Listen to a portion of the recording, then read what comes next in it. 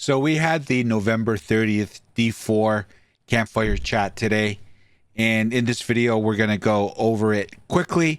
We're going to cover what was discussed. And at the end, I'm going to provide a little bit of commentary on what I believe is going on right now with Diablo 4. I hope you'll join me and stick around. We'll see you on the other side.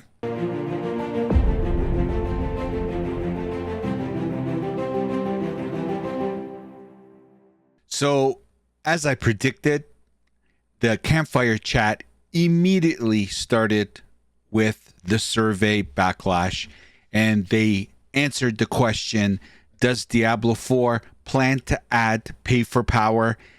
They put it up on the screen, and that's the very first thing that they talked about, and they were adamant, and actually they went back to it later on in the campfire near the end, and they brought it back up again on the screen to reiterate that Diablo 4 does not plan to make the game a pay for power.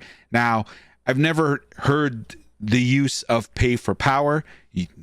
What's known and commonly known in the industry is pay to win. So I don't know if that's a play on words.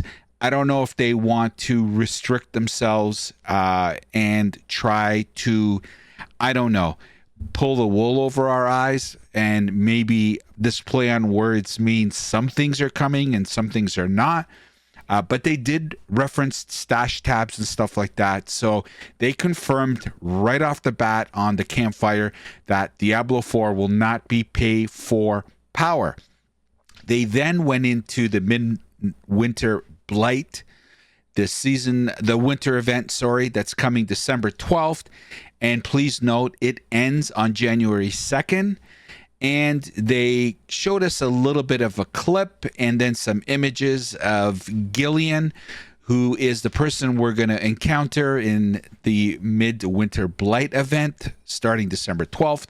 And Gillian is trying to rile people together to deal with these deep threat from the Red Cloak enemies. The Midwinter Blight coming December 12th will give us the opportunity to collect trophies, gain exclusive rewards, stuff like elixirs that give us 10% extra XP. There's going to be new offensive aspects that we can earn as well. And apparently there's going to be cool cosmetics to come with it that we can gain while we're playing the Midwinter Blight event. Then they went on to the main show, the Abattoir of Zir, which is dropping on December 5th. It's a limited time only event. It's a seasonal event only. Please note that. They did a live demo. And as you can see here, the live demo, they actually showed a tier 1 Abattoir of Zir and a tier 10 later on. And the demo was done on a dev server, on a dev build.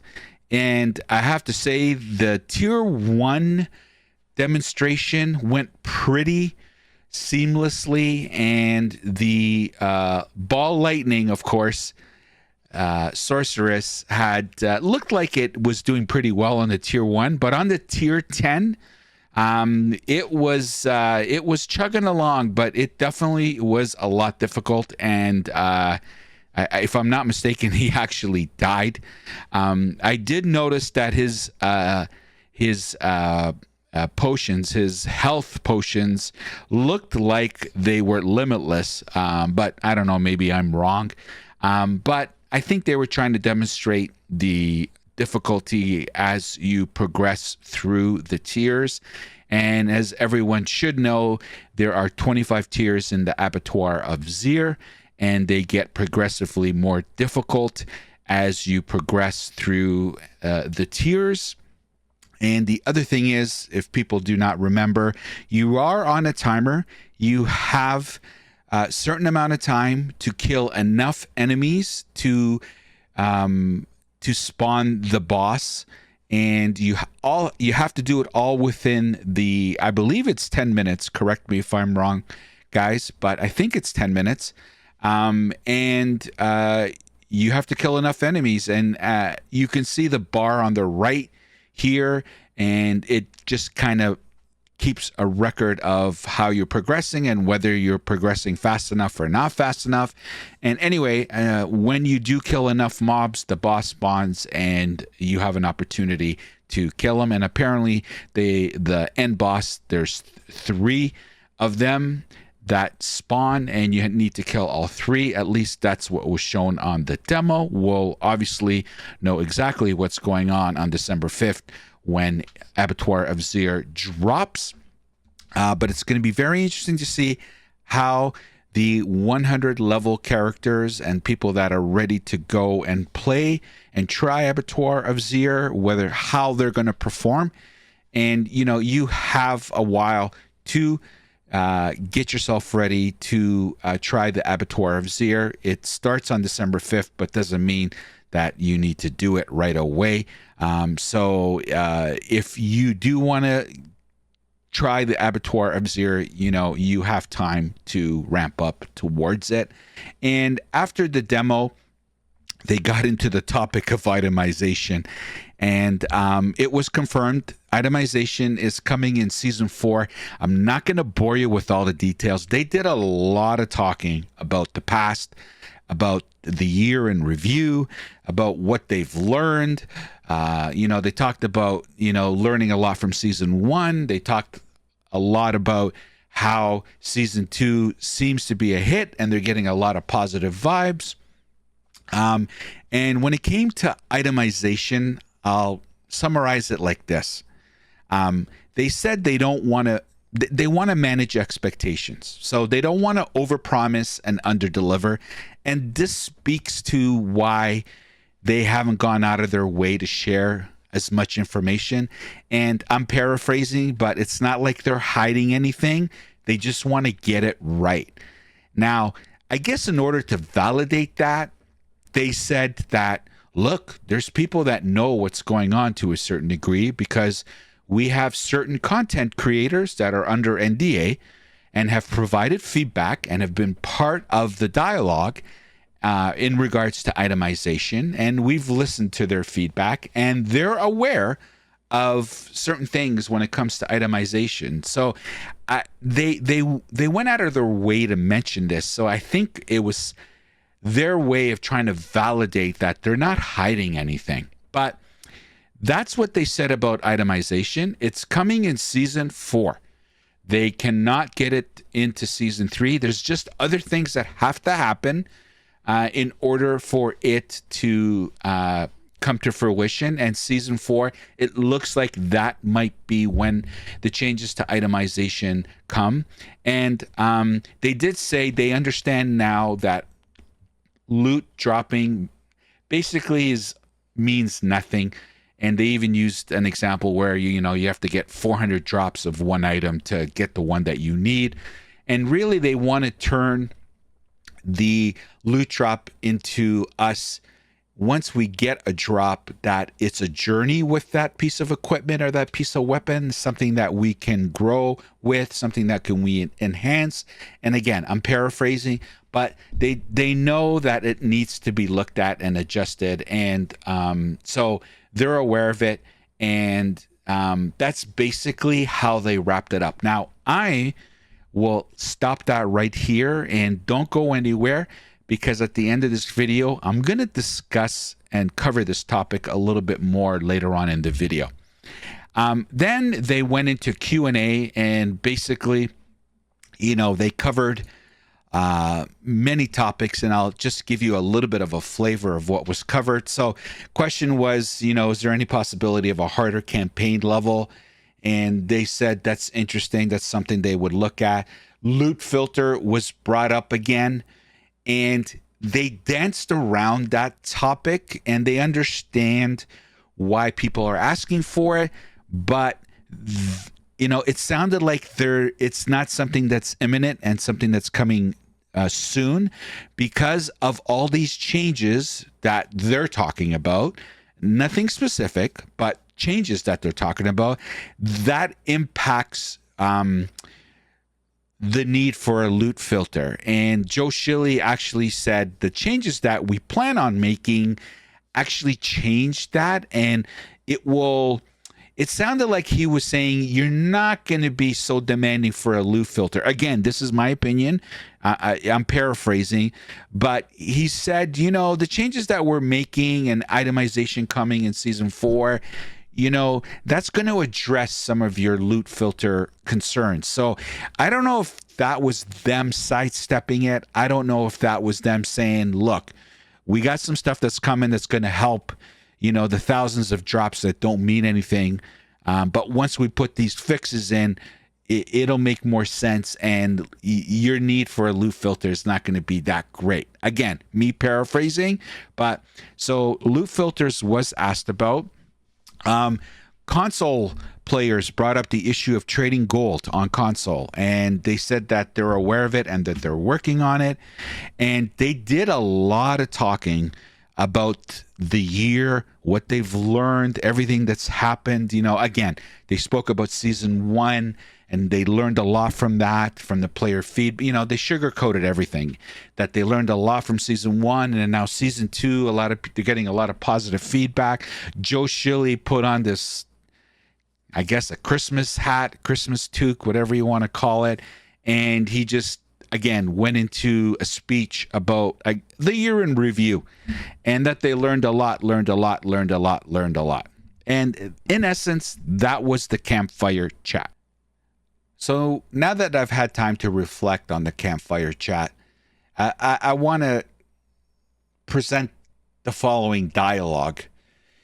Regarding itemization, I personally think they are moving towards a Diablo 2 style of itemization, because the way they were describing how they want us to keep an item and cherish it and look forward to making it better and it be a journey in improving it.